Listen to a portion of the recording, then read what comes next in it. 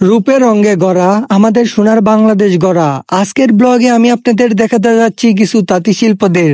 তাই তো চলে আসলাম আমরা বেলসলঙ্গি গ্রামে। কিভাবে তৈরি করা হয় লুঙ্গি এইগুলোই দেখতে। এত ডিজাইন করে লুঙ্গি করা হয়, যেগুলো আমরা ইউজ করি সেইগুলো আজকে নিজ চোখে দেখবো এবং আপনাদেরও দেখাবো। তাই আপনাদের কাছে অনুরোধ থাকবে ভিডিওটি লাস্ট অব্দি দেখার। আজ আমরা দেখবো লুঙ্গির এত স্টাইল আমরা দেখতে পাই, এরা কেমনে তৈরি করে এই স্টাইলগুলো। আর এগুলো কিন্তু তারা নিজের হাতেই তৈরি করে। সবগুলোই জেনে নেব, চলুন শোনা যাক তাদের মুখ থেকে। আচ্ছা, এই যে আমরা নানান রকম যে ডিজাইন গুলো দেখতে পারি, এই ডিজাইন গুলো কিভাবে তৈরি করে? প্রথমে এই সুতাটা পারিত যাবে, হ্যাঁ হ্যাঁ, পারিত থেকে রং হবে, সেরকম হবে। রং হয়ে আজকে মেশিন লাগাবে। হ্যাঁ হ্যাঁ, এই লাগানোর পরে আসি গাম মাস্টারের কাছে। গাম মাস্টার আপনার হচ্ছে এই সুতাগুলা সাইজ করে দিলাম, আচ্ছা। পরে আবার যাবে সানা বয়। এইটার যদি এরকম ডিজাইন করতে কতটুকু কষ্ট হয়?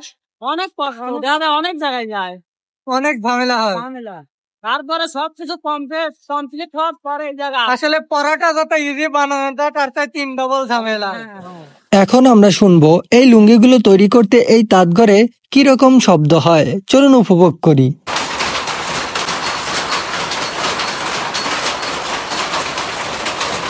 এই শব্দ তত সময়ই হয় যত সময় তারা লুঙ্গি তৈরি করে। এদিকে দেখি কিছু ইট দিয়ে বেঁধে রাখছে মেশিনের সামনে, যেটা ভারী হিসাবে দেওয়া আর কি।